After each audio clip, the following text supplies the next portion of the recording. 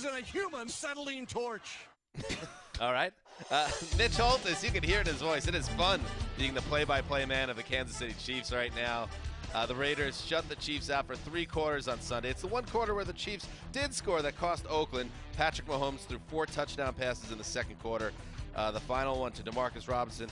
Ultimately a 28-10 win at the Black Hole. Greg, good job, good effort by the Raiders, but once the Chiefs got in gear, this thing turned into exactly what we thought it would be. Right, you might have a plan for 15 minutes. You might get up in the Chiefs' grill and take them one-on-one because they don't have Tyreek Hill and think that you can cover him, man, and maybe dare Patrick Mahomes to go over the top for you, and you're flying around, and the Black Hole was as loud as I've heard it in a long, long time, and then adjustments come, and then Patrick Mahomes incinerates you, like old Mitch Holthus said. I mean, it was as if the Raiders and even the Chiefs were kind of left in a puddle of awe for the rest of the game. There wasn't even any scoring in the second half because everyone had just decided, you know what, that's good for today, Patrick Mahomes. You're so amazing. We don't need to see anything more than 278 yards in a quarter where they called some of his plays back. I mean, a classic Mahomes kind of sequence is he throws one of the best throws I've ever seen across his body on a 3rd and long. It was unbelievable. They call it back because of penalty. So what do? They just throw a 49-yard touchdown the next play. Why not? On 3rd and 22. It's the big plays for this offense. They're week after week after week, and it translated through an entire offseason. Nothing changed. Mahomes looks better to me than he did before. This game weirdly reminded me of Super Bowl 22, which is a million years ago, but that was the game where an inferior Broncos team got up 10-0, and you thought, why are they hanging around? And then the Redskins with Doug Williams exploded for 35 second quarter points, game over, but no one really scored the rest of the game. It took that effect, but by halftime, this was the team that was John Gruden's and a lot of other coaches' major bugbear last year, and they destroyed Oakland twice, and it took the same form, and it took everything that happened in that nice little week 1 storyline that we all enjoyed on national TV and put a buzzsaw right through it in 5 minutes, because it's hard to keep that going if you're the Raiders. You don't have the talent. It's true, but I still think the Raiders could have something here. The Chiefs are gonna trash teams. Look what they did to the Jaguars defense, who played pretty well. Okay, let's take out Tyreek Hill. Hey, Demarcus Robinson, 6 for 172 and 44 yards. Mecole Hardman, a 42-yard touchdown, and another 72-yarder that was called back by a shaky penalty. Mahomes would have gone over 500 in this game if it wasn't for that play being called back. I just think the Chiefs and Mahomes at 24 years old is doing things we haven't seen in NFL history. It's just facts. Mm-hmm. Well, that's fine. Give the Raiders defense a pass. They're playing against the Chiefs, but why are you giving the Raiders offense a pass? I think that was the most concerning thing in the game, that after that quick start, they shot themselves in the foot. They moved the ball. They would pass midfield. They had a couple of tough breaks. Maybe a miscommunication on the goal line was one interception, a tipped that was a bad interception. A pick play where Carr threw to an offensive player who kind of got steamrolled was another interception. I think this offense is going to not have enough margin for error because they're station to station, not enough big plays, and if you fall down, they might not be a team that can catch up. Short week also. It was a tough week 2 assignment for Oakland. I'd be interested to see where they come down next week. The one thing I've noticed is different in Mahomes. He moves in the pocket to create more time now, better than he did a year ago, where he did that last week too. It wasn't perfect, but he did that last week. Where he's now backing up, and Andy Reid's even calling it into some of the play calls, where in one play, like, they have him sprinting out to the left and then turning around, and he's just buying time so that he can set up back there, and then he's torching him. It's pretty good. Let's move on. He's Empty pretty good. Lamar Jackson in the shotgun. Cardinals rush 5. Jackson throws got a shot deep, far sideline, 20-yard line. It is caught by Hollywood Brown, and he's taken down in the Grill Mates red zone. First down, Ravens. An absolute strike. He put it in the only place where he could catch the ball. At a key moment, I mean, what a play by these 2 young guys. Jerry Sandusky and Jared Johnson on the call for WBAL. Lamar Jackson's picture-perfect strike to Marquise Hollywood Brown on 3rd and 11. The clincher for the Ravens, who got another great performance by their second-year quarterback. 23-17 win over the Cardinals. Everyone was expecting to see electricity from Kyler Murray in the season's opening weeks, but instead, Greg, the football world is fixed on Lamar Jackson. How good was he on Sunday? I mean, another 2 touchdowns, 120 yards rushing. Mark Andrews goes crazy for 112. I mean, they're an offensive team right now. I think some of the Ravens beat writers after watching this game thought, this is different than a year ago when they really relied on the defense to carry them and the running game, which wasn't quite there today other than Lamar. Did you say 120 yards on the ground? Yeah, 120 for Lamar. and this year it's been more Lamar's carrying them. I know it's just 2 games, but this wasn't, this was a game where the Cardinals moved the ball. I think that they are perfectly built roster-wise to do what they are doing early on, and that is the 6th time in Lamar Jackson's career where he alone has outrushed the opposing team. And they're 6-0 in those games, and I know that's not what they want to do every week, but it was a huge difference maker today. But what they have now, they're one of these teams with 2 playmaking tight ends, and they also, which they lacked last year, and which they've lacked essentially outside of Steve Smith, their wide receiver group has been a issue for ages, forever. And Marquise Brown, 8 catches, 86 yards, another 41-yarder. We saw the big play on the highlight. This is contagious. I mean, this team can beat you in a lot of different ways, and then you throw in their defense that essentially really kept the Cardinals totally at bay outside of a bunch of field goal drives. I want to bash the Ravens a little bit for not drafting Derwin James, for deciding to trade down and draft an old tight end like Hayden Hurst in the first round. But then they made up for it by drafting Mark Andrews, who looks like a Pro Bowler in his second season. The guy gets 100 yards every week. And I think this is a moral victory, too, for the Cardinals. They're at 0-1-1. I mean, they're already a million times better offensively than they were a year ago. I mean, they kicked 3 field goals inside the 5-yard line, which is the first time that's happened since 1975. So it was a little cautious there by Cliff Kingsbury, but the game ended up being close. Kyler Murray's making Larry Fitzgerald go over 100 yards every week. Well, Kyler Murray's thrown for 350 in his second game in Baltimore. I mean, this is pretty good. Not bad. I can't get over this. I mean, Lamar Jackson, he throws for 272 yards, 2 touchdowns, doesn't throw an interception, runs for 120. MVP watch. On 16 carries. His long is like, kidding. It's 2 weeks in. There must have been a 60-yard run or something to spike that total. His long was 19. So he finished for 120 on 16 carries, and it was just all him, I guess, 10, 15-yard runs over and over again, which has to kill a defense. Well, but I also think he's the kind of guy, and we saw when he takes off with the ball, there's 4 or 5 defenders looking at him wondering, what on earth do I do? Because his next second and third and fourth step are totally confusing. He's not bashing into the line for 3 yards. He's swinging off tackle and completely causing chaos. All right, let's move on. Mostert now is the lone back. 2nd down, 4 49ers in the Bengal 39. A straight drop. Here's a blitz by B.W. Webb. They get it out to Mostert. First down, 49ers 30. Breaks a tackle. He's gone! Touchdown! San Francisco! They like these 38 or 39-yarders. Once old Slick Mostert gets the ball in his hand, forget about it. Is that his new nickname Slick, now? Because he is slick, and there is just no messing around.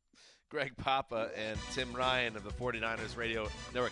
San Francisco. I mean, these guys are sitting on Saturday in their one-bedroom apartments practicing these little catchphrases and calls over and over. Did Papa make the move from the Raiders to the 49ers? That snuck under my radar. How about that? You don't think they pay him better to be in a bigger residence? I just imagine someone looking over the San Francisco Bay in one of those whitewashed apartments where he's just doing it into his hand over and over, the little microphone call. Yay! Please. Jimmy Garoppolo tied his career high with 3 touchdown passes. Matt Breida ran for $121. 49ers pile up 572 yards of total offense, 41-17 shellacking of the host Bengals. The Niners open their season with back-to-back road wins. How about that? 2-0 for the first time since 2012. You may remember we were there, most of us. They went to the Super Bowl that season. Greg, the Bengals were frisky in Week 1 and Week 2. They were outclassed by the Niners. Well, this was a great example of not overreacting to Week 1, which we all did. Getting excited about the Bengals and being down. I'm not saying we all did. I mean, I'll never get excited about the Bengals. It's our job to overreact to some degree. And even Seattle, being worried about Seattle, and then, being as worried as we were about the 49ers, who put together the best game that we've seen under Kyle Shanahan. I mean, this is the dream. 572 yards, 12 yards per attempt, 259 on the ground, and as good I guess as well schemed a game as there possibly could be, because there's just receivers flying open for Jimmy Garoppolo all throughout the game. The running game was terrific. Mostert had more snaps than Matt Breida, but Matt Breida went 12 for 121 on the ground. So everyone was getting theirs, and Jimmy G threw for 297 and 3 touchdowns without even really having to break a sweat. Made a few nice throws too, but a lot of guys were just streaking through that Bengals secondary. Both those guys, Breida and Mostert, can play. I'm not convinced that Tevin Coleman, he might be the third best runner on this team when he's healthy. I mean, Jeff Wilson scored 2 touchdowns in this game. Maybe he's the fourth best. Who knows? 2-0. Two games, both on the East Coast. They win by a combined 38 points. And we'll find out. The schedule ahead is not out of control, but it's interesting because you come home for 2 games. One against the Steelers, who are going to be desperate. Might be starting Mason Rudolph. And Mason Rudolph could be playing. And then you got the Browns. We'll see what happens on Monday against the Jets. But that will be an interesting matchup. But this is a best-case scenario for San Francisco. When you think back to how bad things looked when Garoppolo was getting his first preseason reps and he played so terribly in that game, and there was just this general concern that this was not going to come together. Well, he wasn't very good in Week 1, Wes. But this game, it looks like it was a huge step forward. You got to be feeling pretty good if you're the Niners right now. Well, there is a big black cloud hanging over this. It might not be the best-case scenario because arguably the best player on their team, or at least on their offense, is the left tackle Joe Staley. What happened to Joe? Broken fibula. Oh. Looks like he's out 2 months, and they have very little depth behind him. It'll be interesting to see if they move Mike McGlinchey, their right tackle, over to left tackle, but then are you hurting 2 positions with 1 move? That's where stacking that win in Tampa, where they didn't play well, and it was a pretty ugly game that was up for grabs in the last 5 minutes, is so big. Like, when you have injuries like that, that's the difference sometimes between a good season and a bad. The Bengals lose the game where they play well on the road last week. The 49ers managed to win an ugly game. Now they're 2-0. If you're the Bengals, though, 25 yards rushing in this game, and they were the team that I thought changed a lot of minds last week. And maybe not permanently, Wes. Your mind was not changed. The 3 of us, I think, maybe fell into the spell to some degree because they looked different to me on offense. I thought that they looked like they had a completely different revised plan on offense. And today is killing you. And the Niners had another big turnover. Quan Alexander coming back from his ejection a week ago. That changed the game. And, yeah, as good as the vibes were last week with Cincinnati, as low as they are now, well, they're 0-2. Got to win a football game next week. Let's move on. 1st and 10 now. In the National Football League, you got to win football games. Oh, you don't. Stafford's got it. Looks, loads, throws, deep middle. And he's caught. Touchdown, Detroit Lions. Oh, Kenny Galladay, that's outstanding. That is outstanding. 31 yards, and the Lions have the lead for the first time today. That was a great job of Kenny Galladay shielding the defensive back, keeping them on the backside, coming up with a hands catch, touchdown. You don't think they're saying that in their little apartment rooms? Huge estates. We know J.B. Auburn Long's Hills. house. It's looking pretty good. Dan Miller and Lomas Brown with a call for the Lions Radio Network. Jaunty, Matthew Stafford threw that go-ahead 31-yard touchdown pass to Kenny Galladay midway through the 4th quarter. The difference in a 13-10 win over the Chargers at Ford Field. Galladay put the Lions ahead with 1-0 after ahead, and Darius Slay made it stand up with his interception with 1 minute to play. Wes, this doesn't sound like it was the most beautiful display of football, but the Lions will enter Week 3 without a loss. They got a tie, too, but they haven't lost. That was a grown man catch by Kenny Galladay with one of the best cornerbacks in the league hanging on his back, Casey Hayward. That was a big play, and the Chargers can blame themselves. They had a 3-drive sequence. First drive, 2 touchdowns called back on penalty, and then a fumble at the 1-yard line. The next 2 drives missed field goals on each of them. And it's hard to blame them for going with is it Ty Long, their kicker? Yeah. Who was Special Teams Player of the Week. Ty Short, sounds like. In Week 1. This is a guy who nailed 88% of his kicks as an all-star kicker in the CFL. They had reason to believe he could kick in addition to punt. He misses 2 with the game on the line, and to me, this is the NFL, son. This is the NFL, and anybody who tells you that some soccer player can come in and just take over kicking duties like it's no big deal, it's ridiculous analysis, and it's incredibly disrespectful to NFL kickers. Didn't see that coming from him. It's awful analysis against a pass rush with angles to beat, with pressure on you. It's way different than kicking a 55-yard field goal in practice. Give me a break. Give NFL kickers a little bit of respect. Well, even the great one. Didn't Matt Prater miss 2 kicks in this game too? It's hard to kick in the NFL. Yeah, so even the best of them are missing him back and forth. This, unfortunately, Chargers fans who love Phillip Rivers and know that they're lucky, but probably have a little part of them that is like remembers these types of plays. The interception by Rivers, Wes, at the end of the game, that's just a play you don't expect a veteran quarterback to make. Well, he was picking on Darius Slay all day, and then Slay came up big with the game on the line there. It does feel like if you're a Chargers fan, you keep waking up into the same awful reality of, oh, half our team is injured, and, oh, our kicker suddenly is hurt, and there's a backup kicker flubbing kicks, and we're losing to the Lions by 3 points in a terrible-looking dome. I'll have to go back and pay a little bit closer attention, but to me, we asked the question, how many players can you take away from the Chargers and have them be less talented than the Lions?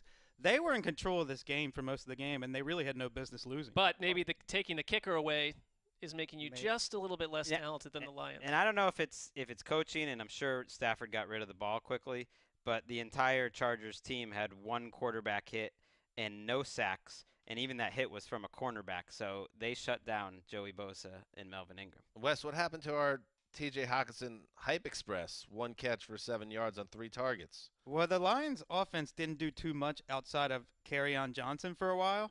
It was basically Kerryon Johnson and Kenny Golladay. Again, I'll have to take a closer look. This was sort of my second game with the Cowboys, so I'll want to take a closer look on Hockenson. But the Lions didn't really do much until that Kenny Golladay touchdown.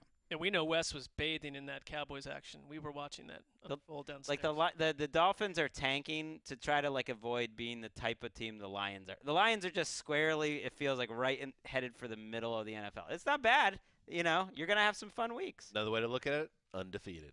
That's true. Let's move on. He has been abused all day and comes up with an And as the bats realign, they have Brown and Gordon to the left. They spread it against the Dolphins with an empty set from the gun. Brady takes the snap and retreats. He looks left. He fires the back shoulder. Brown! Touchdown Patriots inside the near left pylon. Welcome to New England, kid. What a throw by the quarterback to the back shoulder. Gross. Antonio Brown draws bump and run from the slot. Brady signals to the head. He checks the play off and throws a dagger to that orange pylon. That's how you run the back shoulder fade, folks. It's called elite talent right there. Good for you. Charming. Bob Sochi and Scott Zolak with the call for the Patriots Radio Network. Antonio Brown caught a touchdown pass in his Patriots debut, and the Patriots ran back 2 interceptions for touchdowns. Bill Belichick kept coming after his former pupil, Brian Flores, to the end. 43-zip clown suit competition at the stadium formerly known as Joe Robbie. The Patriots have outscored opponents 76-3 in the first 2 weeks, and the Dolphins have been outscored 102-10. Mark, there was only one NFL team on the field in this game. Yes or no? Yes. For the second week in a row, that's true of Miami. And thank you. Get a little cough out there because this game annoyed me a little. The Patriots made it very clear for all the people wondering what would happen with Antonio Brown out of the gate that they were going to lean on him right away. He got the first 3 catches, and his 4th was for that score. And when I watched the Dolphins, it was 13-0 at halftime, and you almost got the sense that the Patriots were really not going all out on this in this situation. Miami cannot, on either side of the ball, push anyone around at all. I get it, what you're trying to do. You're trying to position yourself to get a generational quarterback that you can build an entire team around. There's a lot of steps to that. Number 1 is getting there in real time, which is going to be a very long process for everyone involved on this team. And I like the creative approach in terms of NFL team building, but you've got to nail that draft pick. Who even knows that quarterback exists right now? And I just wonder who comes out on the other side of this still attached and willing to sign up for year 2, because it's already, for Brian Flores, has to feel like they've been through 18 weeks. This is impossible to watch, impossible on the eyes. And if you're Ryan Fitzpatrick, who was held to about 17 yards passing on an offense that had about 38 yards total at halftime, and it's going to be like this week after week. Ryan Fitzpatrick struggles through 2.5 quarters. They bring in Josh Rosen to mop up, if that's what you want to call it, a game that is utterly lost. And this is looking like the worst team in NFL history. And I don't care about anyone that's gone 0-16. You look at that Browns team that did that; they were much more competitive in games. Well, how many teams in NFL history have ever tried to tank their entire season? Well, no, that's on one hand. I would imagine that's on one hand. But this I mean, is new. When the process is ongoing, Minkah Fitzpatrick played in this game. He is not expected to play next week because the reports in Miami are that a trade is close enough where the Dolphins believe they're going to get a first-rounder back, and they're probably going to move on from him. Kenyon Drake might be another guy that gets moved. I think the defense, I think, was competitive, kept the Patriots from scoring a ton of points until late in the third. The offense had 2 first downs late in the third quarter. The problem is, Daniel Jeremiah said this is, he watched the tape from last week. He thinks it might be the worst offensive line in history. Now, maybe it's not the worst team in history, but the offensive line is giving Ryan Fitzpatrick, and when Josh Rosen's out there, absolutely no chance, and is going to give their offense no chance to move.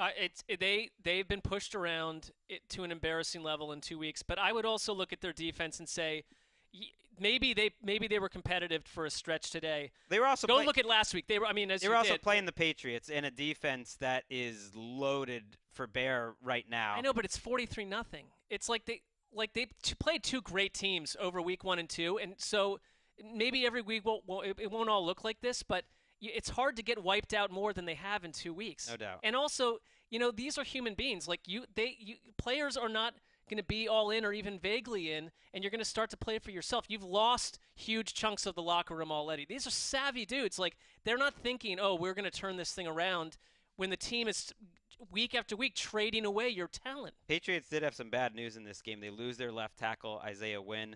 He was replaced by Corey Cunningham, who was foot injury, right? Yeah, foot injury. Who was traded for as kind of a replacement level player. They started Marshall Newhouse, who signed on the team on Wednesday, and I believe PFF had him graded as the lowest ranked player in the entire NFL this week. Pro Bowl. So that was their thinnest position in the NFL. If you're looking for a reason for hope here, Dan, I think that was their thinnest position on the roster by a good deal going into the year, and they've lost both their starters in the first 2 weeks. Well, I don't root for injuries, Greg, but yes, I would like someone to challenge the Patriots in the AFC. Right now, it is not looking good, but I don't take a lot out of these Dolphins games. As much as it was fun watching what Lamar Jackson did last week, who is this opponent? I would say you could take this though. And tell me when you check this game out if you disagree. Brady and Antonio Brown, as much as annoying as that play call was from the homerisms there, like they already are in sync, and it is an extreme to the point where Josh Gordon was unnecessary in the first half. They're in sync, and he's going to be a massive factor. And he only played 25 snaps, which is really interesting, like less than Ryan Izzo, about a third as much as Julian Edelman, but they threw the ball to him. I do wonder if there's a chance this is the only game Antonio Brown plays for the Patriots. The NFL is meeting with his sexual assault accuser on Monday. I think it's very strange that he played in this game with that looming over them, that there's a chance that the NFL could potentially put him on the commissioner's exempt list. I would assume it's possible based on how that meeting goes and the findings that they have. And it just why? Why was that necessary until this process plays amid out? reports that they would not have signed him had they known this was coming. So this is here, and now you play him? Right. To me, I don't care how you... We don't need to hear those reports. That's the thing. It's if well, you're gonna, I need to hear them. Right. I'm saying if you're going to put that report out there, show us with don't play him. Their actions do not match anything else. Put an adult in the room next time somebody has to make a decision on this guy. Please. And the one note I mentioned how Belichick kept them going after Brian Flores. According to Manish Mehta, Greg, I know this has got you up in arms, your hand motions. He threw 28 times. They had 2 pick sixes in it. Bill Belichick called a 0 blitz on the final play of a 43-0 win. A 0 blitz, if you don't know, is when you send the house at the passer. He did that 43-0. Well, Rosen couldn't handle Last it. It was play. 7 for 18. I mean, he clearly. Well, do you think struggled. Belichick agrees Stop with defending this. what the man. Dolphins are doing? That was a joke. That was a joke. Let's move on. 0 blitz. Second and I 5 almost for the admire Bills it. at the Giants I almost 6. admire it. Again, 3 wideouts left side. The snap. Josh Allen looks for blocks. Going to try to run it in himself. Headed to the corner of the end zone. He is in. Touchdown, Buffalo. Josh Allen, his second touchdown run of the year. This one goes 6 yards around the right side, and it looked an awful lot like the one last week. Untouched there. The Bills pull 2 guys out in front. Gets a great cut block on linebacker Ryan Connolly to set up the scoring touchdown. John Murphy and Eric Wood with the call for the Bills Radio Network. Josh Allen ran for 1 touchdown, threw for another. The Bills cruise to a 28-14 win over the Giants at MetLife Stadium. It completes a Meadowlands sweep by the Bills to start the season. The Bills defense forced 2 turnovers. Trent Murphy and Jordan Poyer both had picks. Allowed only 3 of the Giants' 11 drives to span longer than 6 plays. That's dominance. Mark, the Bills in control of this one. What an impressive opening 2-game stretch for the Bills, who obviously, as you said, were on the road. And you guys got tired of me mentioning this to you downstairs, but Sean McDermott, I thought, had an ingenious plan. And it's a little OCD and it's a little superstitious. It's a little bit overorganized to mixed all into one. But they stayed at the same hotel. They put the players in the same exact rooms as last week.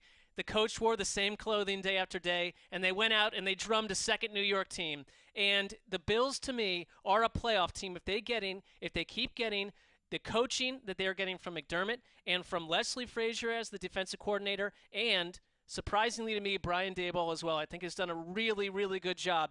Josh Allen has impressed me 2 weeks in a row by overcoming mistakes. The 4 turnovers last week could have buried some quarterbacks we've seen who struggle with confidence in this early season. He bounced back from that. Took a couple bad sacks early on in this game. Didn't faze him. They've got just enough on the ground with Frank Gore and Devin Singletary. I like Singletary a lot. He got banged up in this game. They're getting just enough from Cole Beasley and the rest through the air.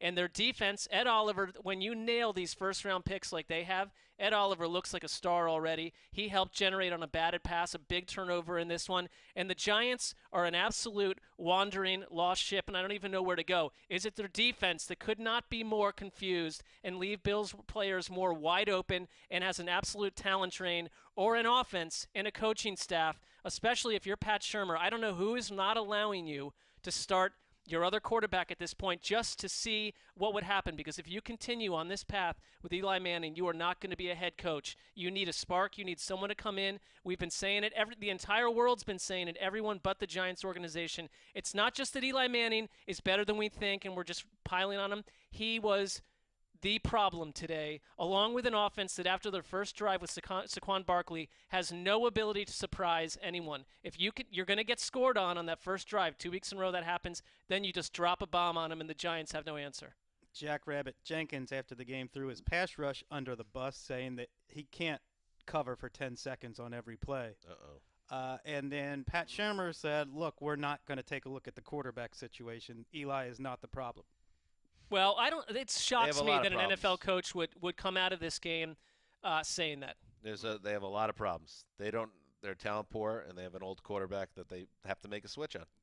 Bills right now are QB killers. I mean, not that they gave Sam Darnold mono, but they made him look. Well, maybe they did. We don't know. They gave him the worst performance. I think Demaryius Thomas might have given him mono. They gave him the worst performance a quarterback had last week, really, and it sounds like similar to Eli Manning. 9 passes defense. It's that secondary is a veteran secondary, and they fly to the ball. This is a tough, likable, well-coached team. And maybe the Jets and Giants both end up drafting in the top 5, so these 2 wins won't seem as impressive late in the season. But going on the road the first 2 weeks of the season, that's pretty good. And everyone says the Patriots have this cake schedule early in the year, and it gets harder. But they have the Bills in a couple weeks. They do. That could be a matchup of 2 3-0 teams in Buffalo because Buffalo has the Trevor Siemian show in week. And people forget that Buffalo gave New England fits on Monday Night Football last season. And so the Bills finally, they have their home opener. That's right, their home opener next week against the Bengals. Bye-bye, Cincy. And then you've got New England at home the next week at 1 p.m. Eastern.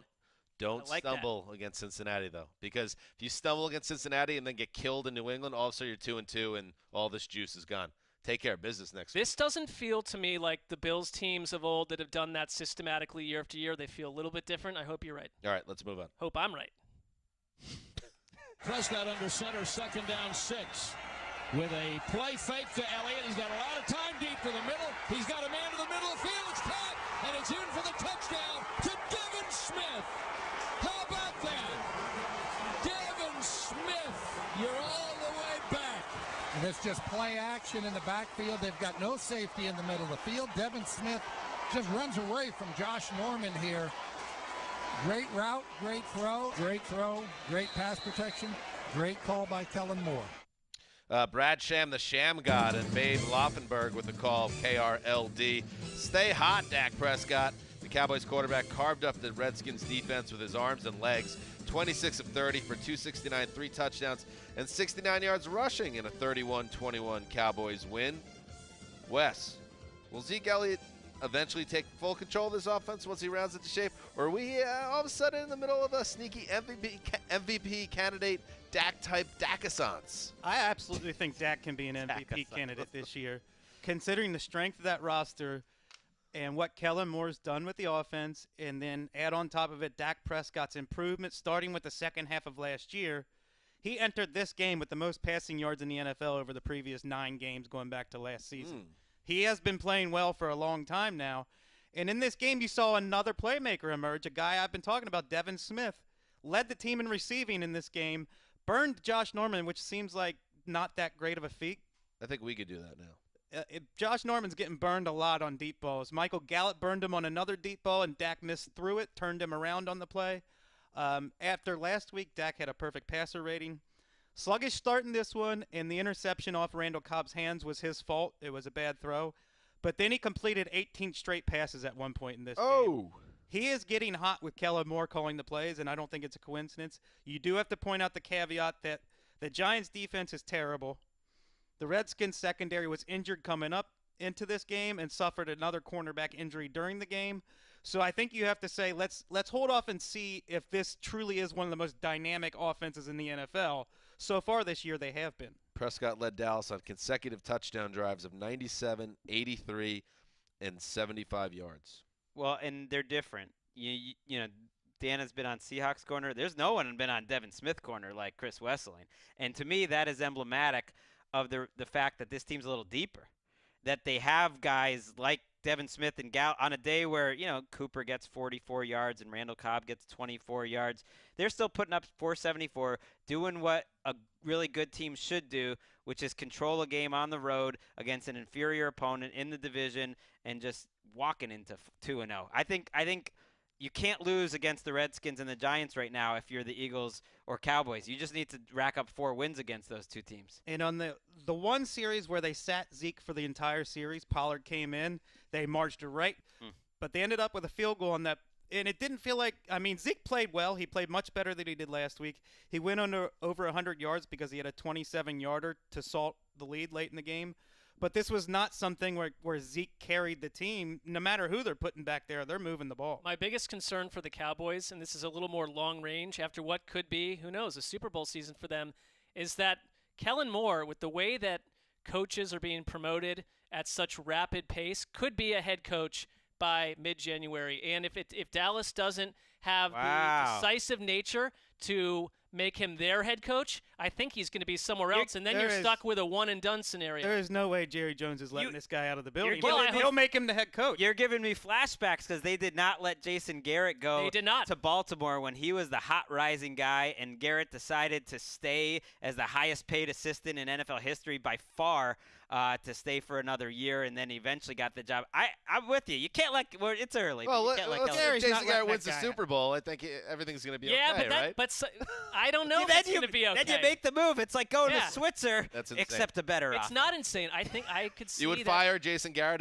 if they won the Super Bowl? If it is largely identified that it was Kellen Moore's they've had Jason Garrett forever. If it was Kellen Moore's influence that flipped the switch, they might have the top 2 candidates. Why is that crazy? No, if the Cowboys win the Super Bowl, you would fire Jason Garrett to make sure Kellen Moore didn't get out the door. If the Cowboys win the Super Bowl, it's because Kellen Moore is the guy pulling the trick. Dan, it's not insane. Oh my God! Well, Not insane. the They've only also thing got that's a head insane coaching is candidate on the other side of the ball, Chris Richard. Jerry Jones is also the guy who insanely fired Jimmy Johnson. He can do insane things, and he's done them before, and he'll do them again. the only insane thing is we're having the conversation after week 2, but I like it. We're ahead of the game on this one. And if the the Cowboys are a soap opera, if the Cowboys are entertainment, what a better cliffhanger than after being so unbelievably loyal to Jason Garrett for a decade. Dan's jumping off this bus, too. That you fire him right when he wins the Super Bowl. No one's going to see that heel turn coming. People are going to be coming back for season. I mean, we're not rooting Redskins should for have people kept getting Sean fired, McVay and let Jay Gruden go. There you go.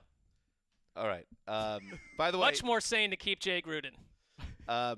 Devin Smith tore his ACL twice as a second-round pick of the Jets. This one's not one of those ones where they blew it again, the Jets. No. I'm happy for this guy. He was basically he was a great college player, amazing athleticism, and it looked like his body just was never going to cooperate. He gets the chance with the Cowboys and making the most of it. Anybody could have had him. This was his first catches since 2016. All right, it is time for 2-Minute Drill presented by Oikos 000. Week 2 surprises. 2 minutes. Get it going, Mark. I am surprised that I fell for the Bengals after their playful Week 1 operation where they still lost, but I thought, this is a completely changed offense, and the defense, how frisky they were against the Seahawks. Well, frisky is going out and allowing the 49ers to rush for 259 and put up 300-plus through the air at home where you give up 41 points. Joe Montana, I'm a fool. Roger Craig, Jerry Rice, John Tell. You can't stop You can't stop those guys. Even at their current ages, I think it might have been tougher for today's defense to do that. Big surprise, Week 2, Wes. Look at the Cowboys offense. They've got big names like Amari Cooper, Michael Gallup, Randall Cobb, Jason Witten, Zeke Elliott, even Tony Pollard. And it's former Jets draft bust Devin Smith leading this team in receiving on the road in a big game against the Redskins. This team is loaded with weapons. Devin Smith been making plays since the preseason, and I think he's here to stay as a factor in that offense. Love affair is on. Wes loves this Cowboys team. How about a huge surprise? The NFC South is a race. The New Orleans Saints, it looks like they're going to lose Drew Brees for an extended amount of time, potentially. And now that opens things up. The Saints are 1-1 with Teddy Bridgewater at quarterback. The Bucs, Panthers, and Falcons, all of a sudden, right in it. You would think, if you had a guess going into Sunday, you would say, the Saints running away, win that division by 4+ games. Well, we'll see what happens now. Well, they'll have, quarterback issues, or they have hurt quarterbacks. Nobody's really playing that well in the South right now. The Chiefs are taking charge already of the AFC West, the only undefeated team there. And the fact that they can just go on and fillet teams like the Raiders without Tyreek Hill is amazing. My surprise is DeMarcus Robinson almost going for 200 yards. They didn't miss Tyreek Hill at all in this game. It's almost like one Chiefs receiver every week is going to almost get 200 yards. Good stuff, guys. That is the 2-Minute Drill presented by Oikos 000. Gotta love it. 203.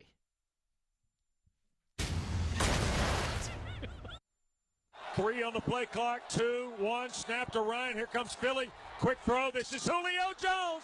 45, 40, 30, 25, 20, 15, 10, 5. Touchdown Atlanta. Holy goodness smokes. What a great call by either Matt Ryan or Dirk Cutter or both. They showed sellout blitz. They've been showing zero coverage and coming with everybody that wasn't covering somebody. All Atlanta needed was one block. They got the block on the perimeter, and who shows the world-class speed to put it in the end zone. When the Atlanta Falcons needed a big play, they went to the big man, Julio Jones, who takes the screen pass, perfectly executed, and goes 54 yards to the end zone, putting the Falcons ahead. And they stayed ahead. It got a little dicey there at the end with Carson Wentz making a charge deep into Falcons territory, but they get the stop on 4th down and secure a much-needed 24-20 win over the Eagles. The Falcons improved to 1-1. The Eagles dropped to 1-1. Greg, this is a really quality Sunday night football game, especially the second half where things got really dicey. Nelson Aguilar is not going to sleep tonight. That drop down the sideline would have put the Eagles back ahead, and then we see what happens with the Falcons. But that's not how it all played out, and the Falcons get the W. Well, you like to see the team that looked like the better team for most of the night get the win. The Falcons moved the ball better for most of the night. They were certainly the healthier team. The Eagles seem to have the worst injury luck in the league. But you talked about it earlier at the NFC South, how wide open it is. And this was a reminder how quickly Week 1 can evaporate, because the Falcons are feeling great right now on a night where Matt Ryan threw 3 interceptions, threw some of the passes that everyone like you, the doubters, Dan Hansis, you were getting on him in here. And I didn't doubt him. I challenged him. I think he heard you. You motivated him. Yes. You called him a bum. I said, do something right here in a big spot, Matt Ryan. I'm sick of you not coming up big. And what did he do? He came up big. He went to the play and changed the call at the line of scrimmage, seeing that Jim Schwartz, once again, playing without a safety. Bring in the house, which he brought the house all second half.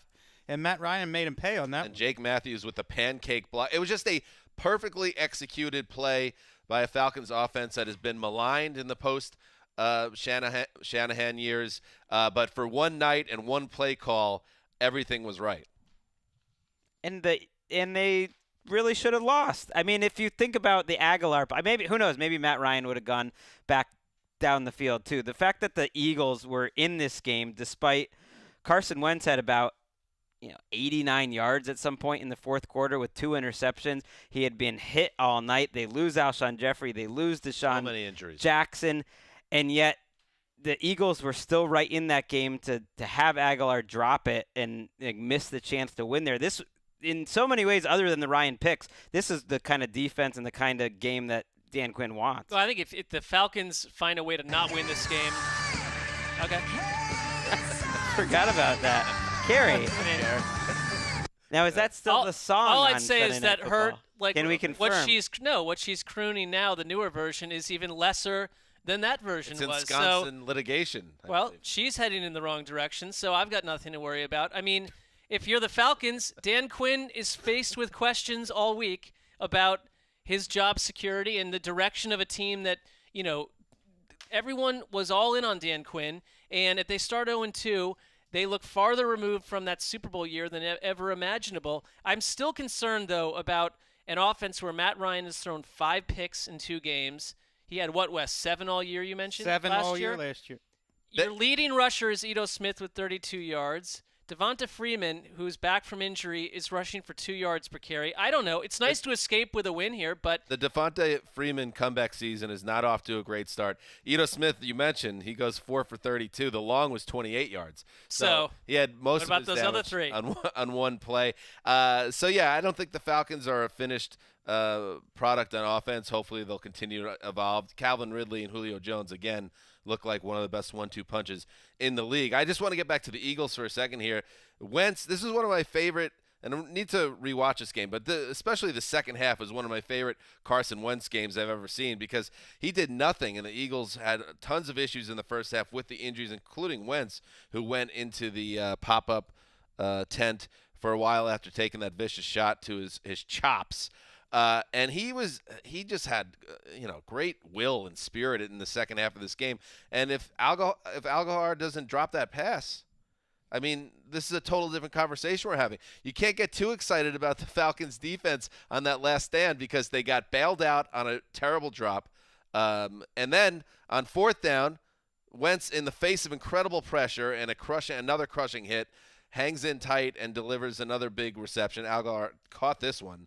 And then they got out of it from there. But I think the Falcons have a lot of issues still, and they're going to feel good about themselves right now, as they should.